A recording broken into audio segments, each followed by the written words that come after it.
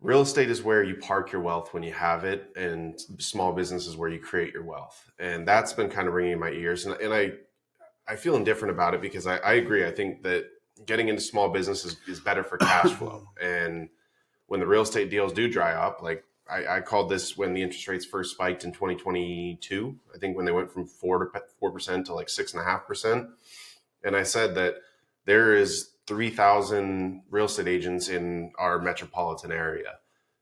2 years from now, there's going to be half as many. And obviously we have a lot of churn. There's a lot of new people coming in, but the 80-20 rule says that the 20% of the agents are doing 80% of the work, which means that 80%, if there's half as many properties closing, they're not making enough money to live off of. And that's just on the real estate agent side, not counting wholesaling, flipping, all that stuff. But if everyone around the board is doing 50% of the business they were doing a couple of years prior, and they got used to this lifestyle, it's very difficult to put in 4 times as much effort to make the same amount of money you were doing a couple of years ago.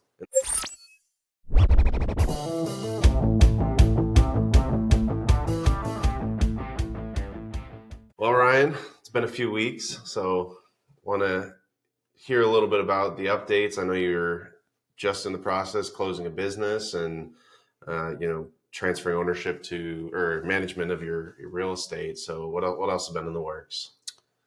Yeah, daughter graduated high school. Getting busy summer, getting started here soon. Still going to school. Like you said, just recently closed on the plumbing company that I've talked about a couple times on here. Trying to get rid of some things on my plate so that I can focus more on what's more important, I guess, or what's maybe not more important, but what's important at this time. And just trying to figure out life, I guess. Well, and we'll go more in depth next week on the details of the plumbing company and how you bought it, the due diligence process, stuff like that. But at a high level, has there been a significant shift in how you're handling your calendar or your time management? I don't know. Not quite yet, I would say. Still trying to figure things out, what the future looks like. I don't know. I feel like I have too many plates up in the air right now. So it's which place do I want to focus on? And like you mentioned, I trying to get rid of. So I started off when I first started in real estate, I had short-term rentals.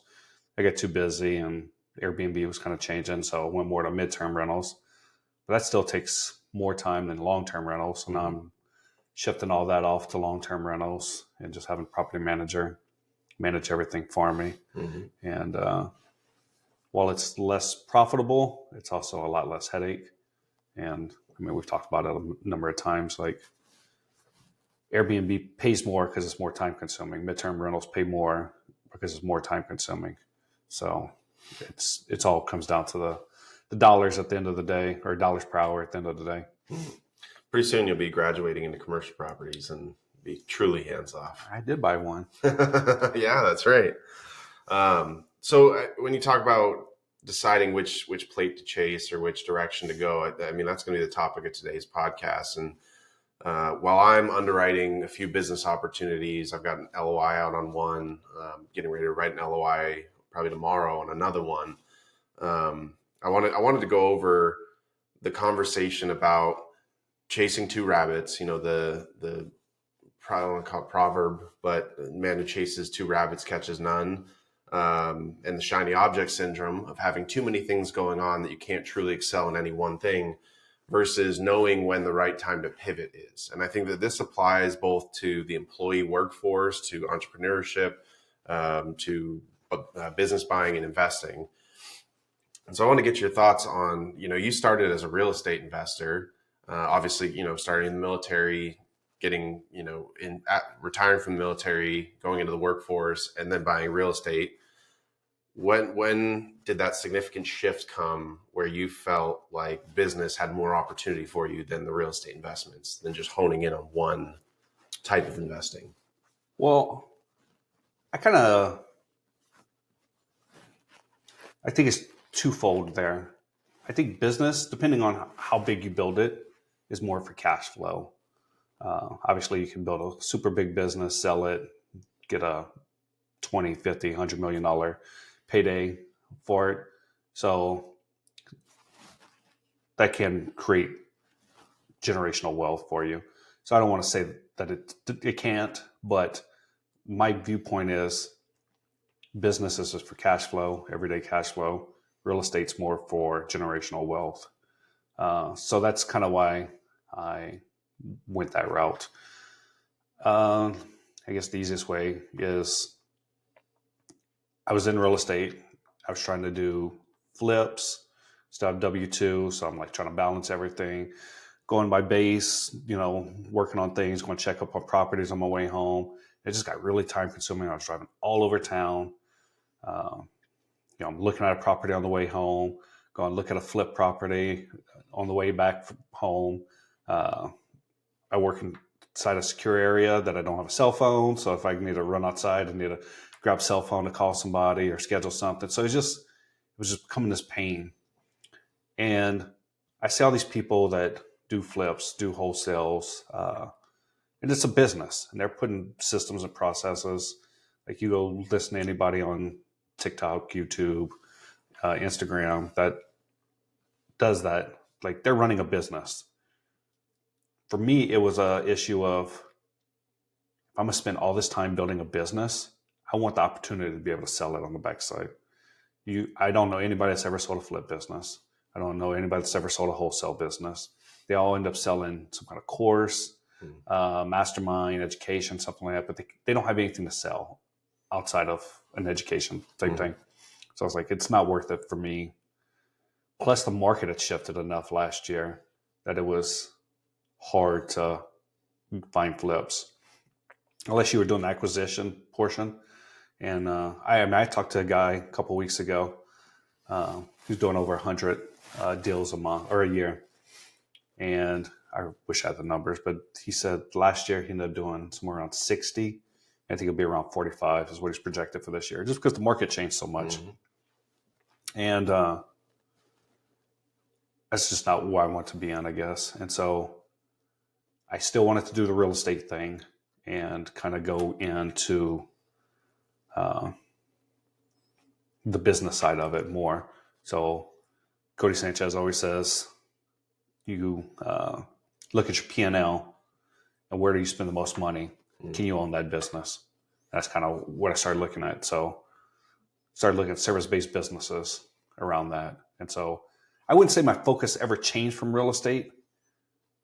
It just kind of migrated into how can I better service my real estate. Yeah, so. And I think I'm along the same thought path. And you mentioned Cody Sanchez. I've been talking with her team about onboarding, obviously, because of your raving reviews of their course. And she talks a lot about real estate is where you park your wealth when you have it, and small business is where you create your wealth. And that's been kind of ringing in my ears. And I feel indifferent about it because I agree. I think that getting into small business is better for cash flow. And when the real estate deals do dry up, like I called this when the interest rates first spiked in 2022, I think when they went from 4% to like 6.5%.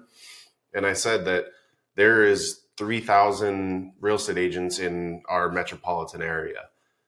2 years from now, there's going to be half as many.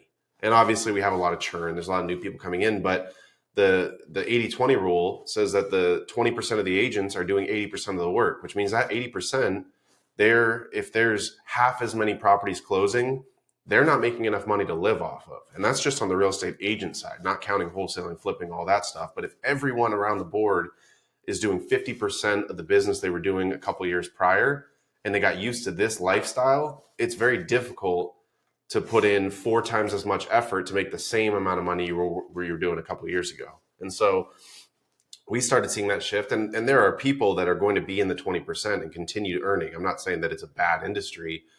I just came to the realization that I don't want to be one of those 20 people or 20%. I don't want to go show 15 houses a week. I want to spend time with my family. And so for me, I felt like my skill set was better utilized in small business than it is in real estate at this time. And so I made that shift too.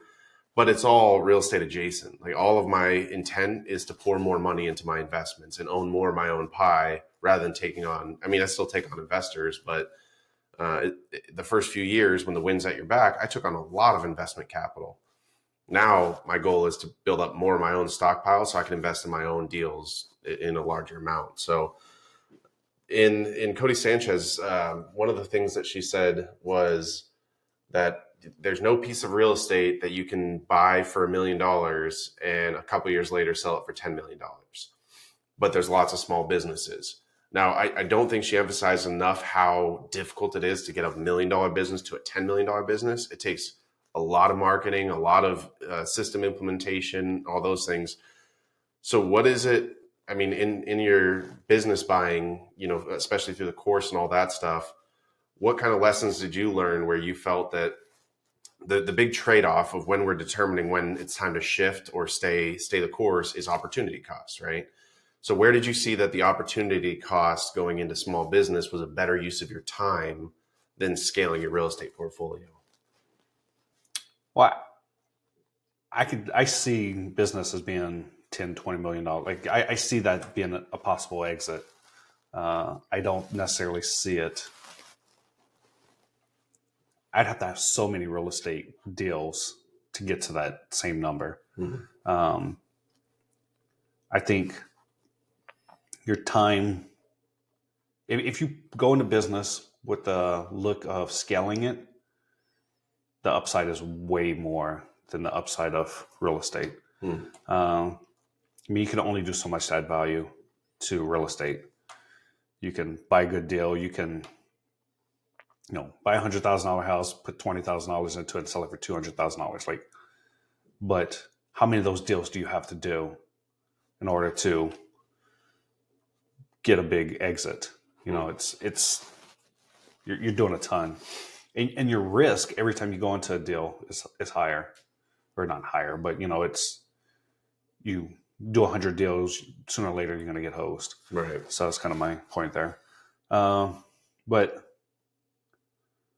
yeah, I don't know. I just see the upside as a lot more valuable.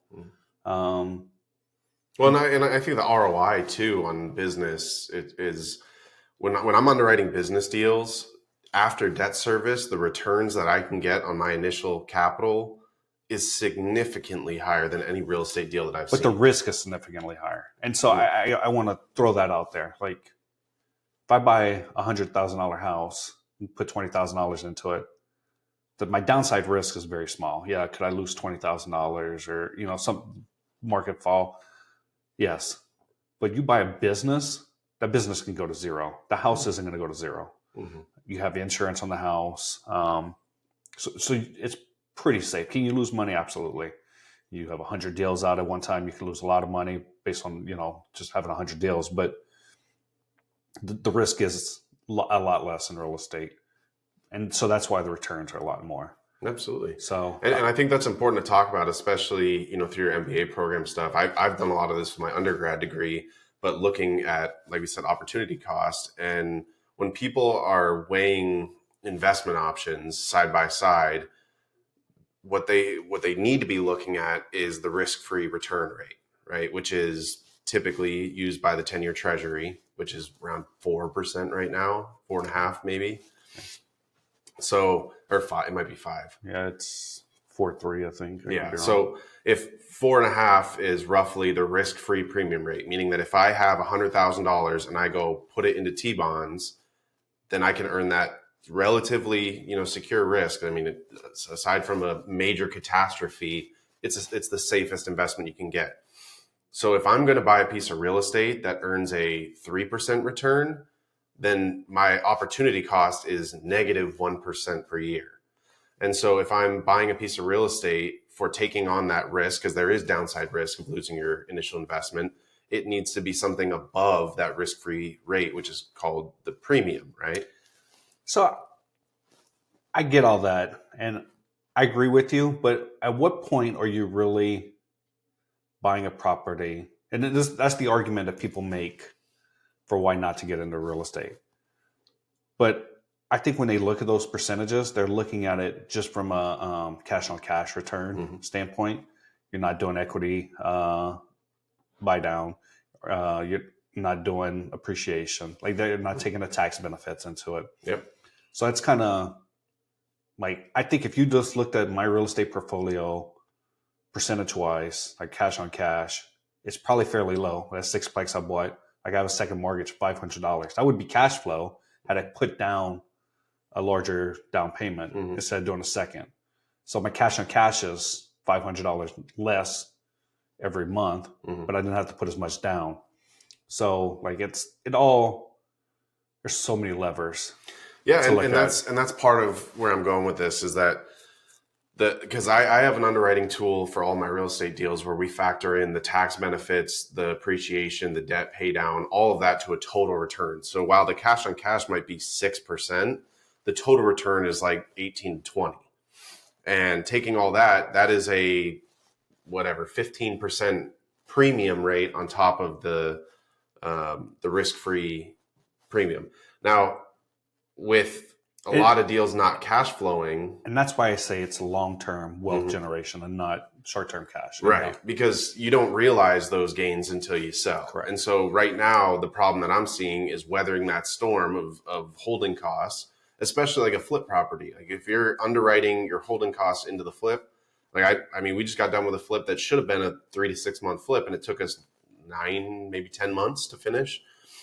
So those extra holding costs degrade our return significantly. And if you look at it as a risk premium, to me, it's not worth the risk. Like flipping is great for people they have it dialed down and they have systems in place. I don't have systems. So for me, there's more risk for me to get into that than to get into another business. Like right now I'm pursuing trucking companies because like Alex Ramosi says, focus on your highest earning potential. And right now, I feel like my highest earning potential is I can go make 10, 15,000 a month trucking, hire on drivers, scale that business. Maybe it turns into 3,000 or 4,000 a month passive. But once I have the systems in place, that's a better investment of my time, because just looking at that cash on cash return or the 20%, over a course of 5 years is not factoring in my time. And like you said, the short-term rentals and midterm, all that stuff takes a lot of time. Even long-term rentals take a lot of time. And so I can spend my time in a place where maybe the upside isn't as guaranteed as that real estate, because I know if I put this much money into real estate, I expect to get this much out. But when factoring in those two things, because like you said, there are a lot of levers. And so you can't just look at any one thing. And that was my problem with the Bigger Pockets calculators, is they only look at a few criteria, but when you factor in everything else, that's how I'm weighing when it's time to pivot and when it's time to hunker down.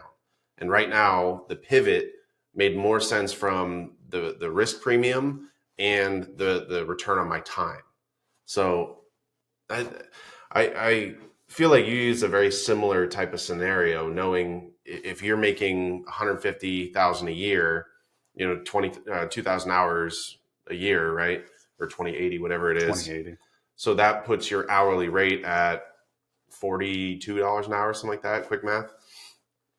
So if you are going after a real estate deal that's going to take you 5 years to really see any fruits of it, then take all that time and divide it by the maybe $20,000 that you're going to make, and that's like $4 an hour.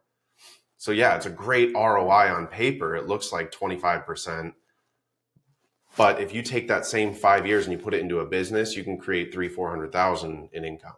And so I think weighing that more, it's taking all of the factors and putting them in like terms so you can compare them better. Yeah, I mean, the larger your company, like, so say you can work for $100 an hour, okay? But what if I can hire 2 people at $50 an hour and not work at all? So now I'm making the same amount of money without working. And then say I hire a third person. Now you start making a little bit more money. So it's the rate of return, like what you get might be smaller owning a business hour for hour. But the more you scale it, the more upside you have in the long run. So that's kind of what I look at is how can I provide value to the people? They can provide value to the customers, and everybody win. So obviously I think in numbers. And so to me, I'd have to weigh out, the real estate deals. If I was to do 50% of the volume I was doing in sales and 50% of the volume I was doing in my own investments, compare that with the time it takes for me to go into a business. That's how it makes sense to me. But there's a lot more of a subjective conversation to it about when to pivot and when to stay strong. Well, I guess I would push back against you and say, how is yours not a shiny object? Or you use the word pivot, but if you to go from, like for me, I went from real estate to service businesses within real estate. So I don't feel like it was as far of a pivot. But you're talking about going from real estate as a broker to truck driver or trucking business. To me, that's way more of a pivot, shiny object, whatever. What's your pushback to me saying that you're shiny object? Well, the businesses that I'm looking at have real estate, and so that's one of the two businesses has real estate, and so I still see it as synergistic to the real estate because my end goal is to own more real estate, and if I can generate the cash that I need to live off of from this industry, that is not for me, brokerage and investing and property management and everything it all follows the same cycle. And so when one of those areas crashes, my entire income stream crashes. And that's what I've experienced over the last couple of years is when a shift happens, it affects everything that I'm doing. And so building something that does not follow this, it has its own challenges. It follows its own cycle. The shipping rates, the, insurance costs, the employment, all that stuff is still, on its own cycle. But having something that has nothing to do with real estate was my goal. And so I looked at the skills that I had and what I'd done over my time in the military and realized that driving was something that's easy for me. So I went last year, got my CDL, went and worked for a guy for 6 months, just, still doing brokerage deals. But I realized, especially moving to commercial real estate, my deals take 60 to 90 days to close sometimes. So in that 90-day period, we're done with our due diligence. We're sitting waiting for appraisals. Like I could sit there twiddling my thumbs or go back, dialing the phone and doing stuff that I don't enjoy doing. Or I could also double my income by doing something else. So I went, saw areas of the business that I feel like I could improve on. And instead of giving my unsolicited advice to the guy I was working for, I just decided to go out and do it myself. And so building an income stream that does not depend on the real estate market was my goal, with the intention of buying more real estate. So one of the businesses I'm looking at owns industrial property in town. And those are opportunities like that industrial property I would not get through brokerage because that person's not just going to go sell me their property. But if I buy the business that has the real estate, I could wind down that business, sell the real estate, and turn a profit. Like how is that not shiny object though? Because it's a total pivot. Yeah, I see it as, I guess in a sense it can be shiny object. But I think that I've gotten my real estate to a point where it's manageable and it doesn't require a ton of my day-to-day effort. Like I can schedule out phone calls, I can schedule out everything. I'm not overwhelmed by my real estate business. And moving and focusing 80% of my attention onto this new thing and going all in on this is to build up my cash. So I guess I'll use me as an example. I've always said I don't feel overwhelmed. I got wife and 3 kids. I got a W-2 job. I got working on MBA, have real estate investments, and then I started looking into business. While I might not feel overwhelmed, what am I doing good in any of those areas? I've got 5 different things I'm all focused on. So I'm never truly present in any one thing. And that's why I said I'm trying to give up as much as I can. Mm-hmm. No, I don't know what that looks like in the near future, but I also have my real estate license. I didn't say that one, but what can I do that gives me the most growth long term, where I can focus the most on the business? And I think if you have your real estate license and you're focusing on that, and I got a 2-hour meeting here, now you're not focused on the business. Then we schedule in a podcast. Now you got to focus on the podcast.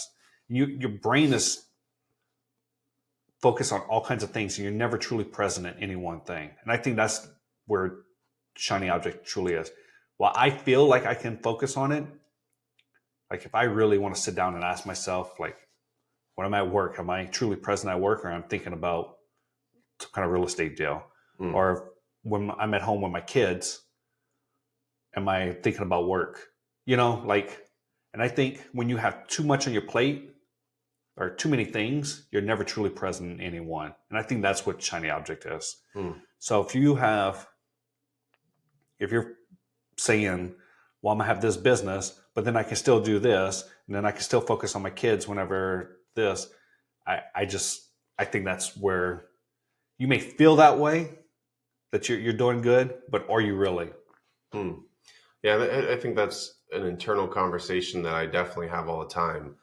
And there's several shifts that you can make in the real estate sector on its own. Like you've mentioned, going from single family to from short-term rental to midterm to long-term to, we talk about commercial. There's many different sectors in commercial. So there's so many different areas to focus in on and become specialized. And I definitely see the people who have a niche, when they dial in on that, they probably will make more money in one small niche than I will make doing broader things. And I think it's, for me, like I've found a pocket of multifamily that I enjoy. And I found flex properties that I enjoy. But I also realize that I need a significant amount of cash to be able to do those things. And granted, while we have quadrupled our net worth over the last few years, that doesn't pay the bills in the meantime. I agree. And I think there's a difference. I guess what I'm talking about is difference between being an investor and a business owner and being an investor, a broker, and a business owner. That's kind so of I see where you're going with that. And so if we're talking about the cash flow quadrant, right? There's the employee, the self-employed, the business owner, and the investor. And going from being in the Army as an employee to self-employed as a broker, which I know people think that it's a business owner. It's not. You're self-employed. And I would say that flippers, wholesalers, all that is self-employed. Yeah. To business owner, buying, these trucking companies. And my goal is to be more business and investor. And so the brokerage hat is something that I'm not passionate. Like I'm good at it. I've done, got the t-shirt, but it's not something that I see if I put together. And this is one thing that I have been talking to my wife a lot about, is putting together your life plan. Like, we talk about doing a business plan. Well, what your life plan looks like 10, 20 years from now, I don't see myself being a broker. Like I hold a license, so I can, and I have, a specific set of clients, but I have it dialed down to 10 or 15 clients that I help find properties for. And I'm not sitting there cold outreach trying to get more business, because it's just not where I see my career going. So brokerage is becoming less and less of my focus, and I want to do more of the investing in business ownership, which then means when you shift from self-employed to a business owner, it's a lot more looking at the return on your time and the return on your equity than it is just what's your, how I could go out and work 60, 80 hours a week as a broker, make 400,000 and never see my kids, never see my wife. But my priorities are more in the family, which I believe business ownership and investing provides that lifestyle, even if I only make 150, 200,000, because that's the lifestyle that means more to me than the dollar amount. And I still look at the upside. I'm not taking opportunities that I'm just going to break even, but shifting and wearing that hat. And I would say the pivot is going from being self-employed to a business owner more than the sector that I'm in. So while the end goal is investing, and I would love to just be an angel investor, sending my money into different opportunities, I realize that it takes legwork to get there. And my focus over the next 3 to 5 years needs to be making as much cash as I can. And sometimes that means buying a job. And because I believe that my earning potential is higher in the trucking industry right now than it is in real estate. So, yeah, I guess it all depends on how you analyze it, I guess, because that's what was going to be my question is, you buy a business that you have to drive the truck. What's the difference between that and being a broker? And I would argue it's the same thing. But to your point, you said you think there If are I'm driving potentials. the truck, yeah, absolutely. And that's for me, it's short term thinking is I can drive, I can hire on people, and then step into more of the business owner role. So and obviously the bigger companies that I'm looking to buy, the more I have to just be in that business owner role and not be driving. And that was a big thing for me, is buying a service-based company where you need a license. Mm-hmm. I'm not a plumber. I can't go out there and, I mean, I can go out there and help them dig a ditch or, something like that. But outside of that, like, I can't legally plumb. I can't do any of that. And so I know people in other trades, and they're like, yeah, I'm out there training and I'm out there doing this. Like, for me, it's just focused on the business. So working on versus working in. Absolutely. And so that was my biggest thing, because I didn't want to, using your cash flow quadrant, I wanted to be a business owner, not own my own self-employed, right? Own my own business. And I think that the big difference there is where I'm not truly ready to be a solely business owner or investor is my personal financial position. Obviously, you have a paid off house, you have, retirement, you still have really good income job. My sole income was coming from my self-employment as a broker. And so when that income gets cut in half, and I'm not willing to put 4 times the effort in, and that's the reality of it, is it's not that I'm not capable of it, it's that I'm not willing to. And coming to terms with the fact that it's not a bad sector, it's just that I'm not willing to put the work in anymore. And so when I came to terms with that, if we put our financial pictures side by side, business ownership was the smart step for you. If I was to jump straight into buying a big business, that would be too much risk for my family. And I think that when making these decisions, you have to come from your values, right? And my values is doing what's best for my family. And if that means that I have to let my license lapse and go into another sector altogether, then that's what I have to be willing to do, because my goal is to provide best for my family. Yeah. So what is shiny object to you? Define it. I feel like we have different definitions, kind of, sort of. Yeah, I think so. I think when I think of shiny object syndrome, I think of it more as the people that are most impressionable by the flashy advertisements, like the next sell this weight loss thing. Here's this Amway thing, and the new MLM. Yeah, the new MLM thing, which can be good, but if you're always looking at the grass is greener, then every opportunity is going to sound better than the one that you're in right now. And I think that's the difference from my perspective, is that I'm not just chasing what I think would be the next thing, because if that was the case, then I would keep trying every different sector.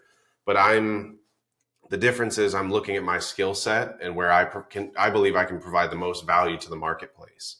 And the skills that I've developed from being in real estate and being in the military versus some of the problems that I see in the trucking industry, I feel like my skill set is best utilized here, and I'm dialing in that area. And granted, there's many different income streams in the trucking industry. You can do, local routes, you can do over the road, you can all kinds of different trailers, all that stuff. There's a lot to it. So I can specialize in those specific areas. But I'm not starting a gym, and I'm not starting this, and I'm not starting that. I'm not chasing every single rabbit. And the passive business, like even the smart home installation stuff, my role in that business is the same as my role will be in the trucking company. And it's oversight, it's the marketing, it's the accounting on the back end, all that stuff. So to me, I don't see it as I'm trying to go, sell roofs, and I'm trying to go sell solar, and then I'm trying to go do this and trying to, I'm sticking to a specific skill set and finding different areas to diversify my application. And because that's the way that my impact can be the highest. So to answer your question, I think shiny object is just chasing the grass is greener mentality. Yeah. And for me, I do suffer from shiny object in some sense, because using your cash flow quadrant thing, like, I still have a W-2. I have my real estate license. I own a plumbing company now, and I got real estate investment. So I got every single one of the quadrants, when in reality, I should be focusing more, not on the right-hand side of it. I should be focusing more on the right-hand side of things, because ultimately that will bring me more value, I believe. Now, for the real estate side, we can argue that there's tax benefits there and helps me out with the right side. So maybe not as much there, but yeah, So where in real estate, and on that topic, which activities do you believe real estate falls in investing versus business owning versus self-employed versus being an employee? Say that again. So you can own real estate, but I believe more that the activities that you're doing in real estate categorize whether it's employment, self-employment, business ownership, Correct. or investing. Well, yeah, I guess you could be an owner working for a real estate company, but yeah, for me, it's say you work for a flipper and you're doing acquisitions for them, like that's a job. That's employment, right? Then okay, so you have your real estate license. That's self-employed. Or I would even say flipping and wholesaling is self-employed. Yeah, I was just giving an example. Yep. That would be self-employed. Owning would be, I guess, if you own a brokerage and you have other people out doing it for you. And then investing is just buying single-family home, multifamily, whatever asset class that would be the difference there. How it would. Yeah, and I mean, the other thing I would add to that is I think that when you're to go from self-employed to business ownership, the litmus test there is, can I go on vacation for 30 days and my business is doing better than when I was there? And using that in any sector, I think is how you differentiate. And if you're running a flipping business where you have an acquisitions guy, you have a dispositions guy, you have, a construction crew, you have, real estate agents, all that stuff, that you don't necessarily need to be there all the time. You don't have to walk every single property. You have a full team running it. That's business ownership. And that's where you say you haven't seen someone sell it. I've heard of them. I've never talked to them personally, but when you have a full operation where you are not the key person and your involvement does not dictate the success of the business, that's where you're truly a business owner. Being an investor, I think of it more of just an investment of capital. Whereas, like you said, some of your real estate holdings, you have, property managers that handle most of it. That's more in the investor side. I think it's still toeing the line. But if you're self-managing, that's self-employed, and so I think it's important because each of those sectors has a different dollar per hour tied to it. My ability is limited based on which sector I'm in. And in the employment, you're limited to 40 hours a week or whatever your employer will pay you. In self-employed, I can work all the hours of the week, but my earning potential is capped, which then means the more hours I'm putting into a specific task, the lower my dollar per hour is. Business ownership, I think there's a lot more upside potential, but it takes a much different skill set to be a business owner than to be self-employed. And then investor, it's limited to the amount of capital that you have invested in the workplace. So if I want to truly retire as an investor, I know for the income that I need to generate, I need to have 5 to 10 million invested into the marketplace, whether it's in businesses as a lender, as real estate ownership, whatever that is. It's just the hats that you wear change depending on which area of the quadrant you're on. And I'm very much so still on the left side of self-employed. So I think, but so for what you consider to be shiny object syndrome, I realize what you're saying is because I'm pursuing two different sectors, you see that as shiny object. So if like you said, you're in many different areas of that quadrant, is that a form of shiny object syndrome? I think so. I feel like you have one hat in each quadrant. I do, yeah. And I would say that's holding me back. I would agree there. So, and that's one of my biggest focus going forward is how do I, not only do I have a hat in each one, but also going for my MBA. Luckily that one's almost done, but it does prevent you from moving forward. I think so. And so when we talked about opportunity cost when weighing two investments side by side, when you're looking at those four hats, how are you deciding the opportunity cost of when's the right time to walk away from the W-2 or when's the time to sell the real estate and just pursue the business? How are you factoring that opportunity cost? Well, for me, I look at service-based businesses and real estate, I look at them very synergistically from the standpoint of I can go to a real estate meetup and meet a property owner that has 100 units and be like, hey, I got a plumbing company, or say we add HVAC or electrical. I'm like, hey, I offer all these trades. Now, I was there for real estate. However, now I'm talking about plumbing, whatever, HVAC, whatever. So now I got someone that has 100 units that I can start servicing. So I kind of look at them as all moving together because every time I meet a property manager, not only can I vet them for my own property management, but I can also offer service to them. So it's synergistic because it follows your plan. Correct. And that's, I think, what I'm getting to is when you have your life plan built out and you know the direction, that I feel the same way, is that my wife is licensed as well. Like we're both brokers. And so when I was on the road, I would, have the client contact. My wife would go do the tours and then we'd write the offers together. Like we very much have that business to a point where we can share the responsibilities. And so if I go and focus on this company, building this trucking company, there are opportunities that are coming to me through trucking in real estate that I wouldn't have gotten if I was just sitting there cold calling, and stuff that people who are sitting there cold calling will never get the opportunity to. I've talked to many farmers with tons of acreage and, sitting on cash and, inheritance, all that stuff. Like in farming, the money stays within the family for generations. And then someone comes along and says, I don't want to farm anymore. And that's opportunity that other people don't have. And so those are just the cherry on top. I'm not doing it for that, but it's the other intrinsic value that I'm getting from it, where I can still say, yeah, I am licensed and I can help you sell this thing, and so that, to me, in my life plan, it still benefits my real estate business by giving me opportunities that I wouldn't have otherwise. So, and if I go focus on this trucking business for a year and I just hone in on that and spend 90% of my time on this, 10% on real estate, I can get it to a point where it's manageable with a little bit of my time in year 2 and 3. And in that first year, I can stabilize my income stream.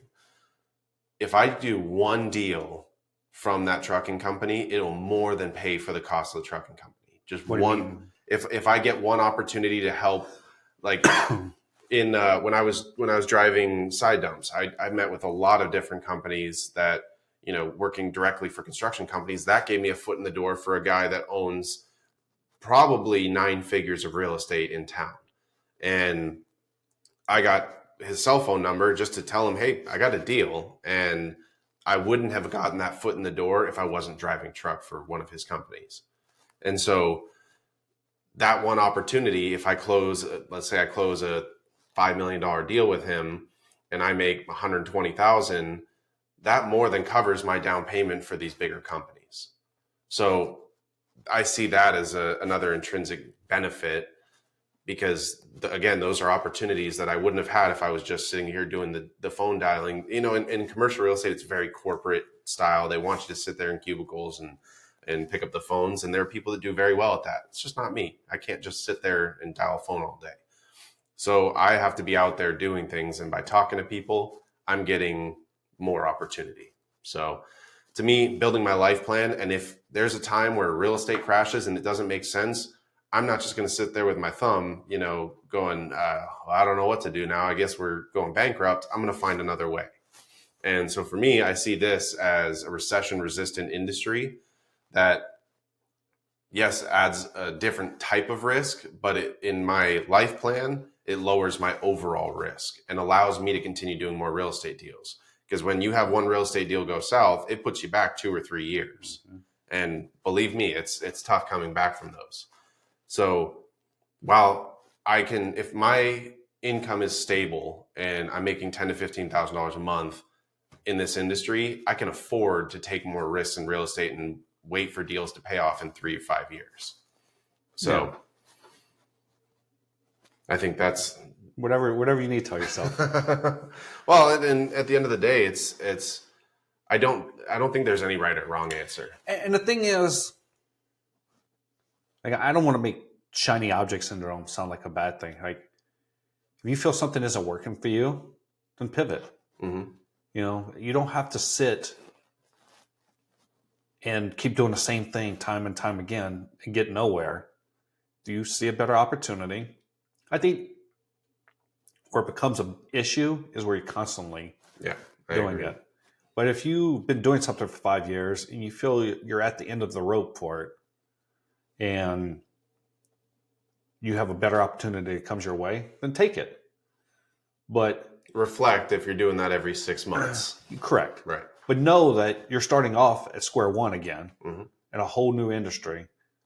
And chances of, while you've learned skills, you're not starting off 5 years into the new territory. And I think that applies to the workforce as well. If you're an employee and you're in a position for 5 years and you've gotten 3% annual raises, evaluate if that's time to shift into a different business or a different sector that can benefit from your skill set. Like if you're an accountant and you're an accountant for a real estate firm, if there's a law firm that can offer you better pay for the same skill set, I see that as a lateral shift. That's a pivot.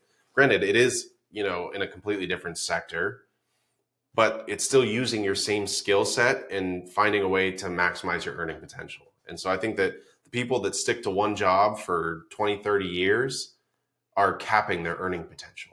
And one thing Alex Hormozi says is that he has never regretted a failure. He's only regretted the opportunities that he didn't take.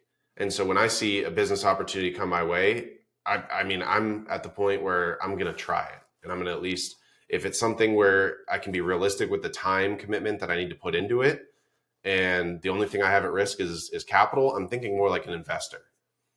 And I'm valuing my time a lot more than my capital. So I would rather go invest money into something and get an operator in place and see if it works than try a new startup business. And I think that's the big thing, is if you're in startups and you just every other month starting a new startup, like that's shiny object. Yeah. And when we talk about the real estate or about the plumbing business, I like to dive into more of that, why I bought a business versus, because I think that's what you just said there is pretty big on that. Yeah, absolutely. So, well, I don't have anything else to add to this. I think that, the best advice that I can leave with is put together your life plan, decide what direction you see it going, and then be willing to move with the tides, because, there is a point to sticking to something long enough to see it come to fruition. But also, if it's a sinking ship, you got to know when to jump off. So it is. I mean,